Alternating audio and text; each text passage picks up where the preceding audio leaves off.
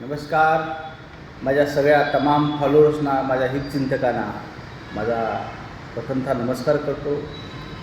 आपल्या सर्वांमध्ये जे व्याप्त आहे त्या शिवालासुद्धा माझा नमस्कार करतो. मित्रांनो, बरेच दिवस झालं आपण या चॅनलवरती काही व्हिडिओ टाकलेले नव्हते, तर आज काही मौलिक विचार मी तुमच्यासमोर मांडत आहे, जेणेकरून तुमच्या उर्वरित आयुष्याला ते उपयुक्त असू शकतील, कदाचित कलाटणी पण देणारे असू शकतील. त्यामुळं हे विचार तुम्ही सर्वांनी ऐकावं आणि आचरणात आणावेत अशी माझी विनंती आहे. मी काही विचार हिंदीमध्ये, इंग्रजीमध्ये आणि मराठीमध्ये मांडणार आहे. तुम्ही जी भाषा आवडेल त्या भाषेमध्ये तुम्ही ते ग्रहण करायचं आहे. तर प्रथमतः मी हिंदीमध्ये सांगतो.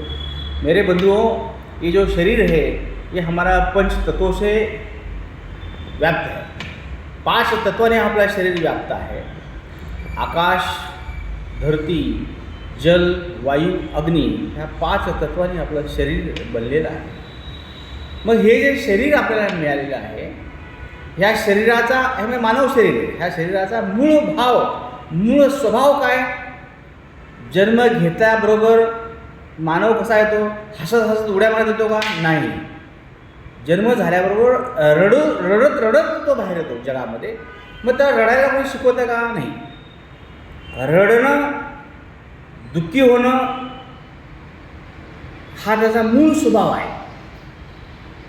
दुःखी होणं, एखाद्याबद्दल हेतूचा मत्सर करणं, हे जे वाईट, रडणं मी वाईट म्हणतो, रडणं हा त्याचा मूळ स्वभाव आहे.